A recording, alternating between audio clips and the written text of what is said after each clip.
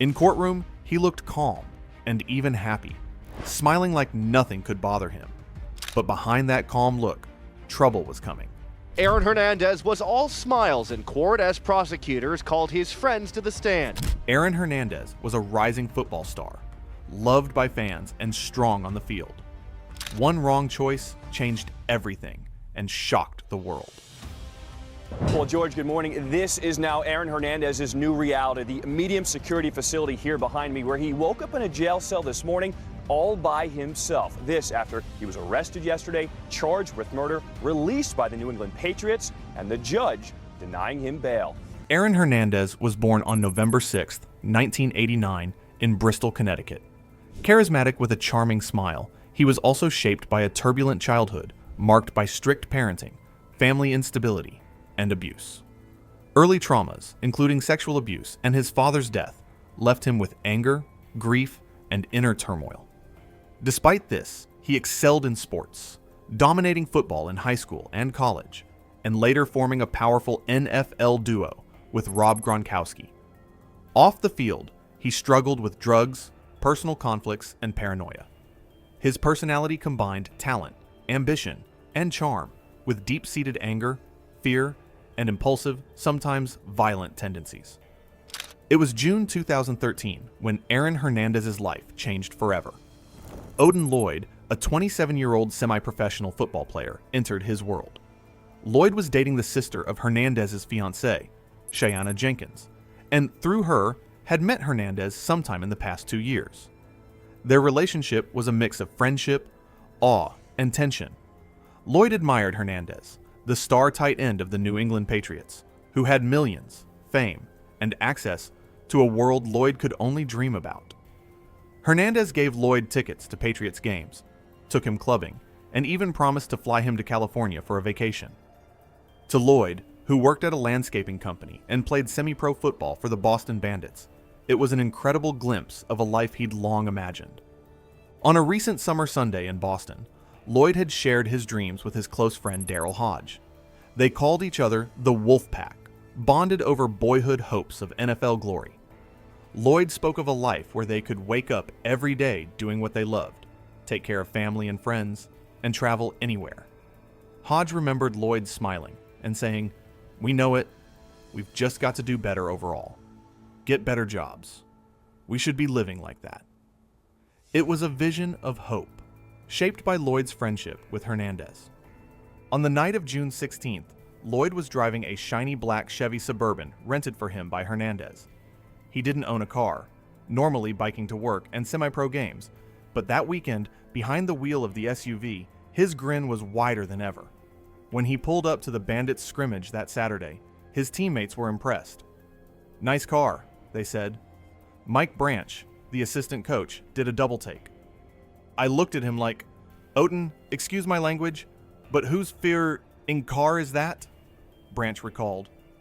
Lloyd, starstruck by his access to Hernandez's world, didn't brag about the friendship.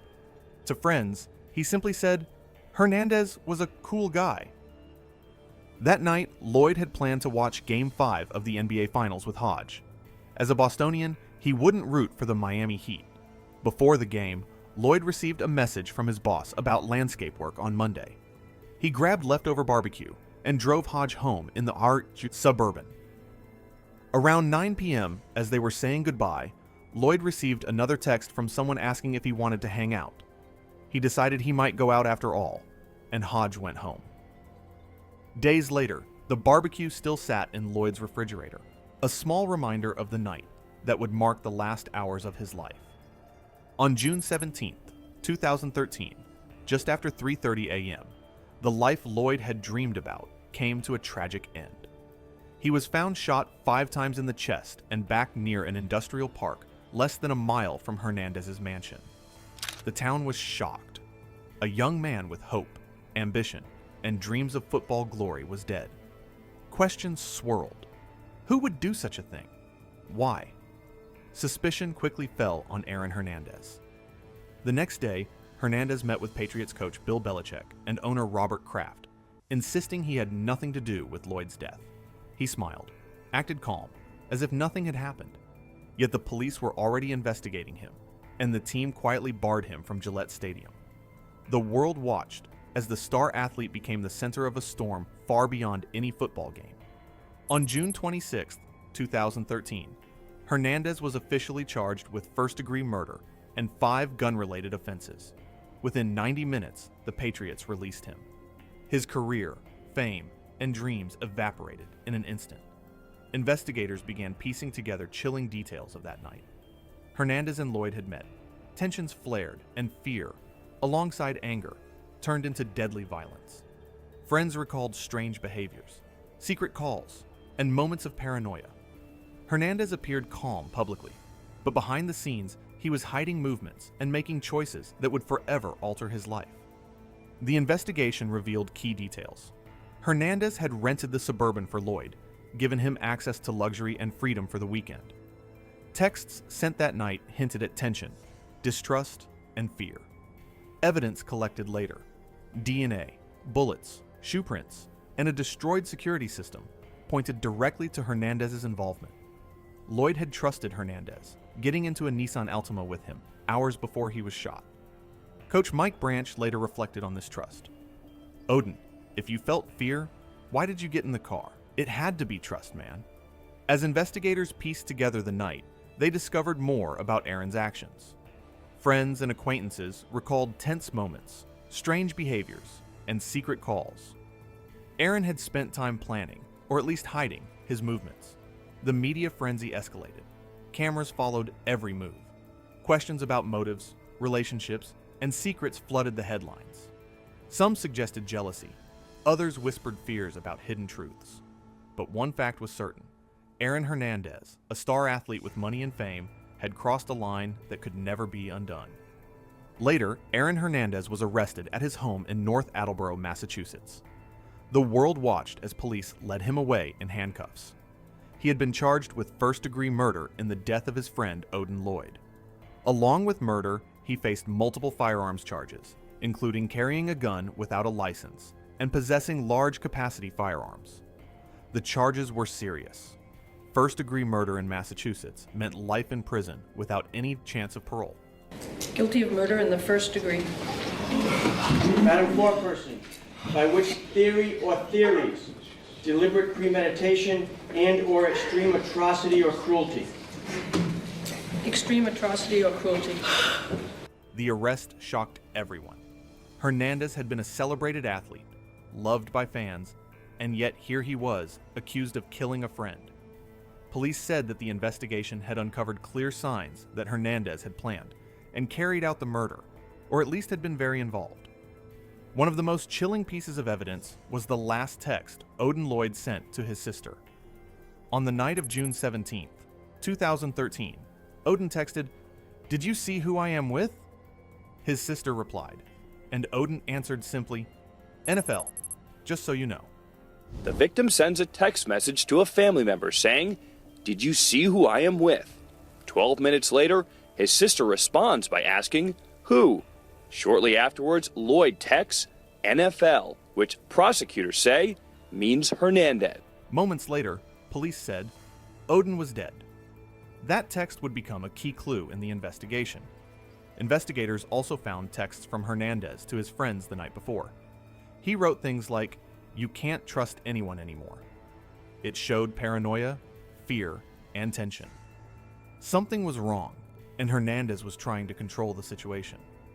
Police quickly searched Hernandez's home.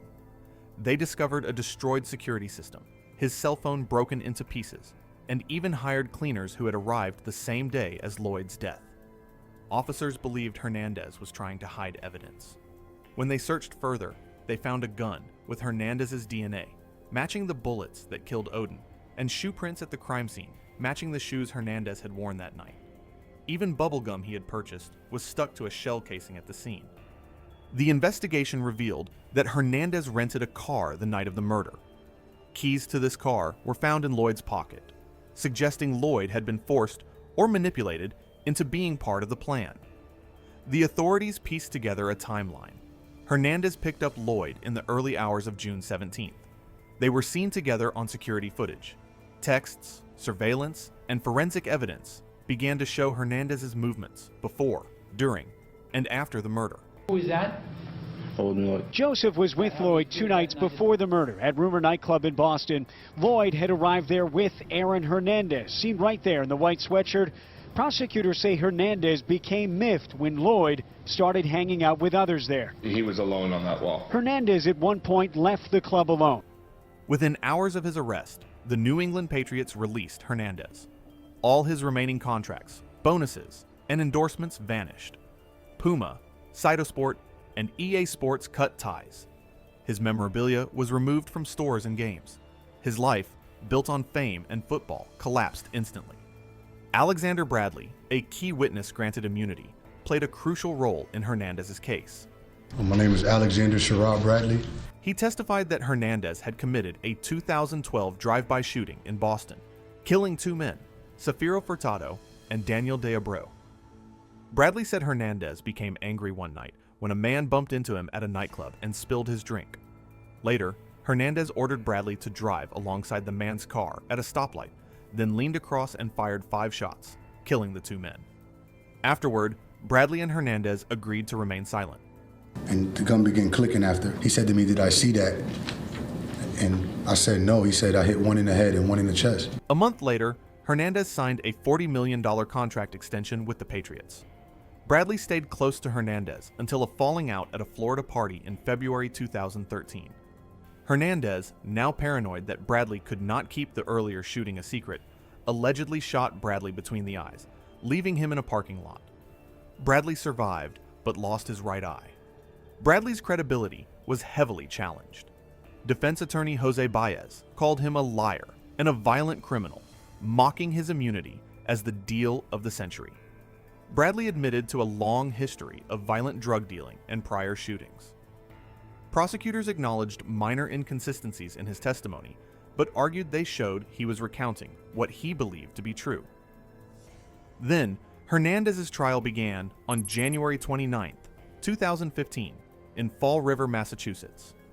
Judge E. Susan Garsh presided. The courtroom was tense. Prosecutors laid out detailed evidence, explaining how Hernandez had been in contact with Lloyd the night before, how texts suggested betrayal, and how physical evidence tied him directly to the crime. They spoke of the bullet casings, the DNA, the shoe prints, and the bubble gum. Every piece built the story of a cold, calculated murder. The defense tried a different approach. They admitted Hernandez had been present, but argued he was a young man who didn't know what to do.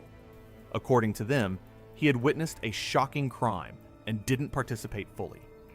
The lawyer painted Hernandez as scared and confused, hoping the jury would see him as a troubled kid rather than a killer. The prosecution, however, had clear timelines and evidence.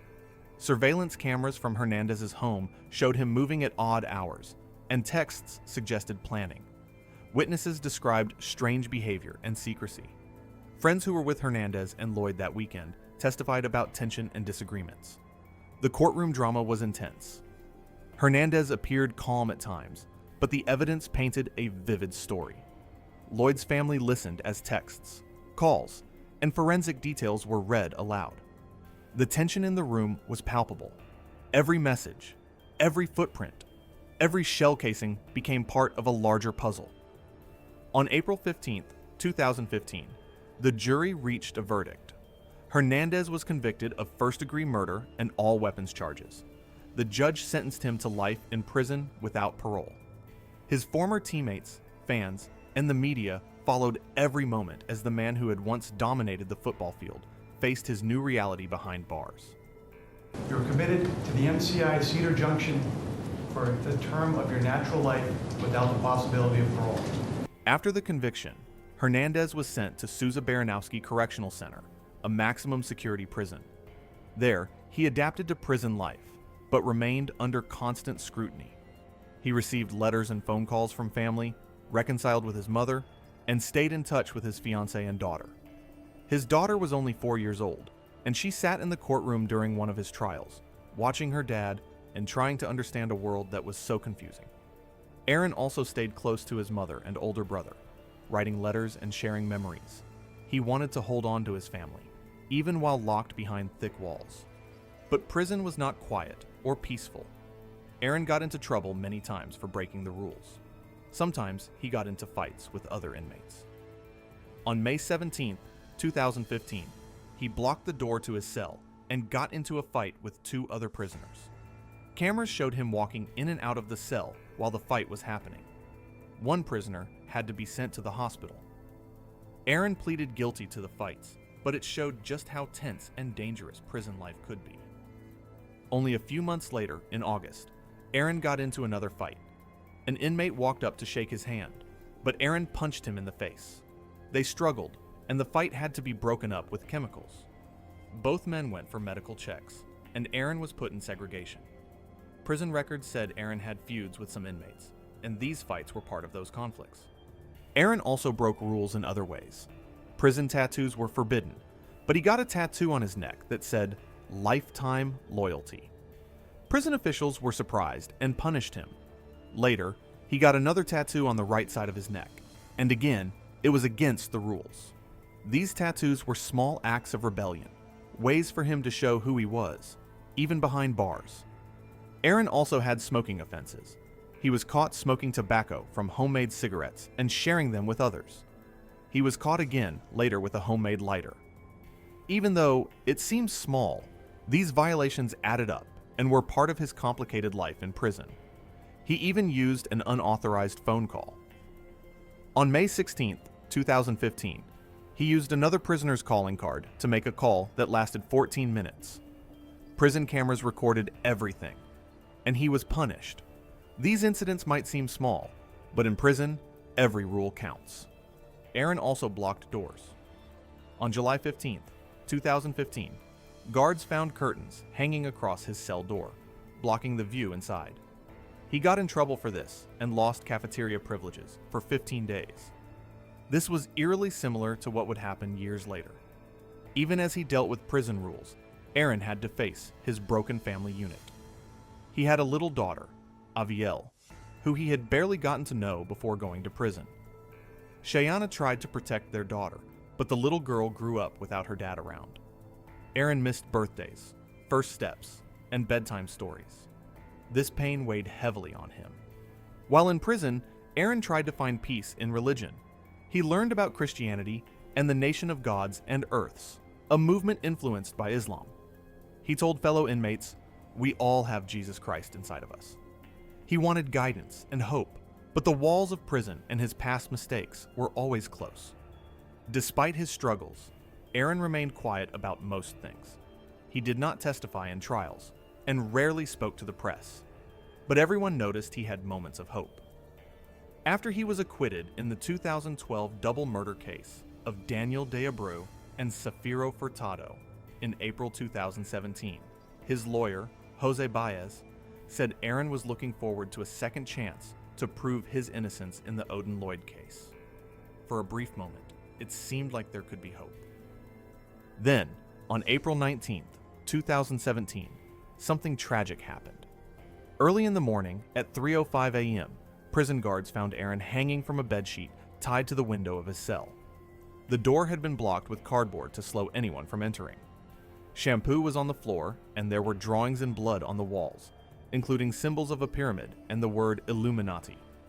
They also found 3 handwritten notes, one to his lawyer, one to Shayana, and one to his daughter. John 3:16 was written on his forehead in red ink. Aaron was rushed to UMass Memorial Hospital in Leominster, but was pronounced dead at 4:07 a.m. His death was ruled a suicide by hanging. There were no warning signs. His family, friends, and lawyers were shocked. Jose Baez said Aaron had been looking forward to proving his innocence, yet his life ended so suddenly. Aaron's death was heartbreaking, not only for his family, but also for the families of his victims. His daughter, Aviel, lost the chance to grow up with her father. Odin Lloyd's family and the families of Daniel de Abreu and Safiro Furtado were reminded of the pain and suffering that his actions caused. Convicted murderer and former Patriot star Aaron Hernandez dead tonight at 27. The Massachusetts Department of Corrections says staff found Hernandez hanged with a bedsheet attached to his cell window at 3:05 this morning here at the Sousa Baranowski facility in Shirley, Massachusetts. The DOC says there were items jammed in the door of his single inmate cell to prevent entry. Hernandez pronounced dead at UMass Leominster about an hour after he was found at 4:07 a.m. Aaron's ashes were given to his family, and a private funeral was held in Bristol, Connecticut. Former teammates and friends mourned him, remembering the boy who once had dreams of greatness, a daughter he loved, and a life that could have been different.